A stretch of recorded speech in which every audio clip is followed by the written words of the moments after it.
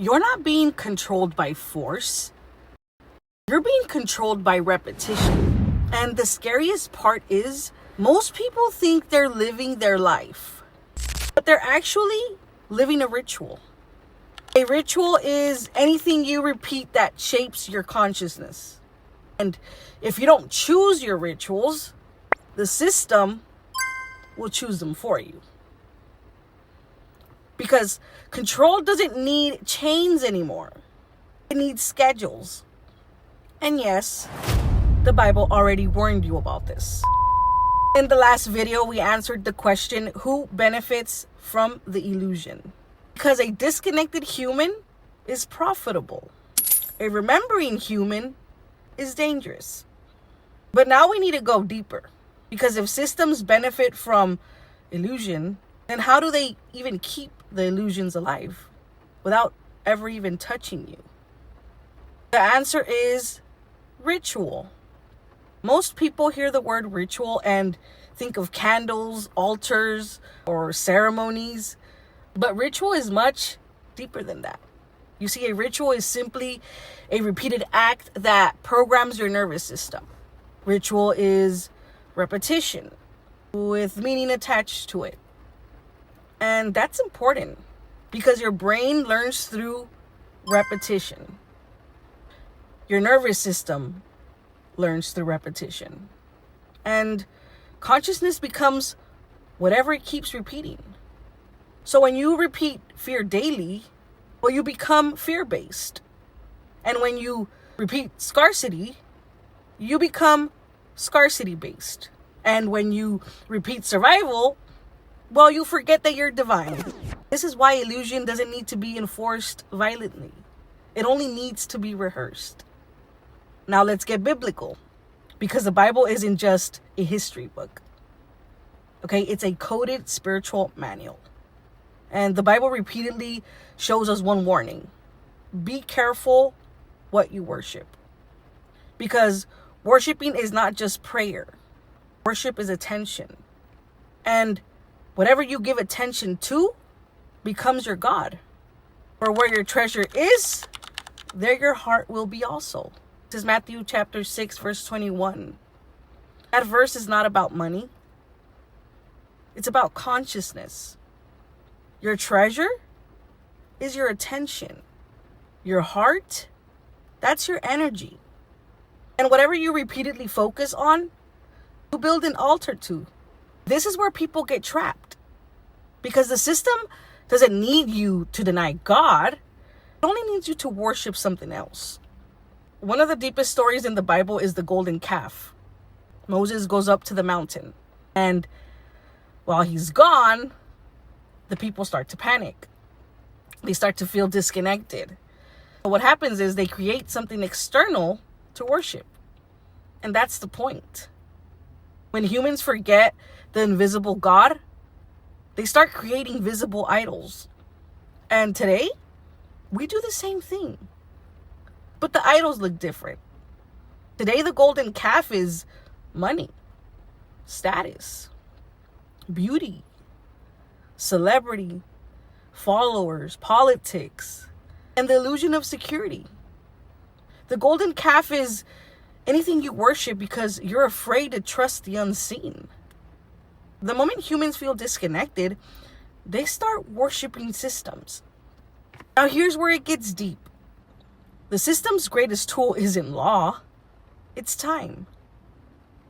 Because if I can control your schedule, I can control your consciousness. Most people don't realize this, but your daily routine is your real religion. Because what you do every day becomes what you believe. And what you believe becomes what you experience. That's why the system keeps you busy. Not emotional, calm. Not because it hates you, but because a busy human doesn't remember. A tired human doesn't awake. A distracted human doesn't question reality. And the moment you slow down, you start hearing God again. Neuroscience shows that the brain forms neural pathways through repetition. And the more something is repeated, the more automatic it becomes. You see, your brain tries to conserve energy. So it turns repeated behaviors into habits. And habits eventually become identity. This is why people say, I don't know why I keep doing this. Well, because at that point, it's no longer a choice. It's a program. And this is why ritual is so powerful. Because ritual bypasses logic and literally rewires the subconscious. So the question isn't, what do you believe? The question is, what do you repeat? Now let's go mystical here. Because ancient civilizations understood something modern humans forgot. The body is a receiver, and the moon controls water, and you are mostly water. This is why ancient priesthoods studied lunar cycles. This is why they tracked the stars. This is why they built calendars. Because when you can control the calendar, you control the collective rhythm. And when you control the rhythm, you control the trance. Most people think they're living freely, but they're living inside a timed spell, a programmed cycle, a repeated ritual. And again, astrology backs this up perfectly. Saturn is the planet of structure, time, discipline, law, and systems. Saturn rules the calendar. Saturn rules the clock. Saturn rules the grind. And Saturn is not evil. Saturn is necessary. But when Saturn becomes unbalanced, it turns into a prison. That's why the system worships Saturn energy. Saturn creates predictability. And how we said on the last video, predictable humans are easy to manage. Systems require predictability. So Saturn becomes the invisible backbone of modern control. Now, numerology gets even deeper here, because the number 4 represents structure, foundation. This is the material world. Okay, the 4 walls, the 4 directions, the 4 elements. And what does the system run on? Structure, routine, repetition. That's the number 4. So if last episode we talked about how consciousness splits, this episode is about how it gets contained. The system doesn't need to convince you that you're powerless. It only needs to build a world where you never test your power. And now we need to talk about the modern altar. The modern altar is the screen.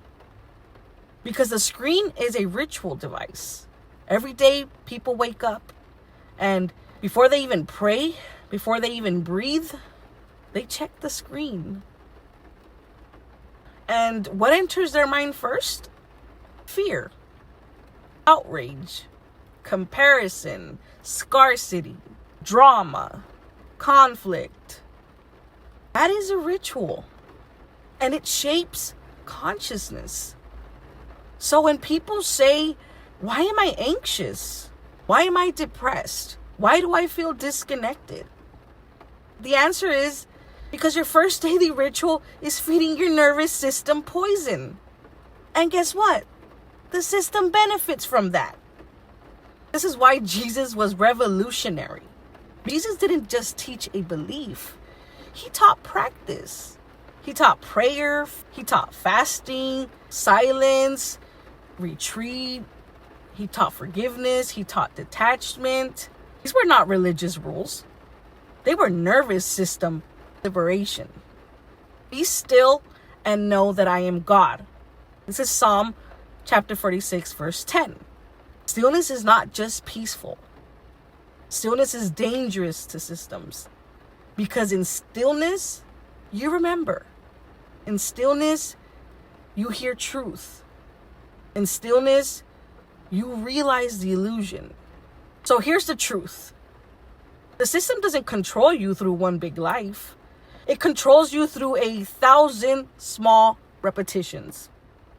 Repetition of fear, repetition of stress, repetition of distraction, repetition of consumption, repetition of survival. And the most powerful ritual is the one you don't even realize you're performing. Because unconscious ritual creates unconscious reality. So how do we break it? You replace the ritual. If you wake up and check fear, you replace that with prayer. If you wake up and check comparison, you replace it with breath. If you wake up and check chaos, you replace it with nature. Because nature is God's original temple. And nature resets the nervous system. Nature brings you back to the elements. Earth grounds you. Water cleanses you. Air clears you. Fire restores will. So the solution is not fighting the system. It's simply remembering who you are. And choosing rituals that align you with God. So now we've uncovered the hidden truth. The illusion is maintained through ritual, through repetition, through schedules, through attention. But now, the next question becomes even darker.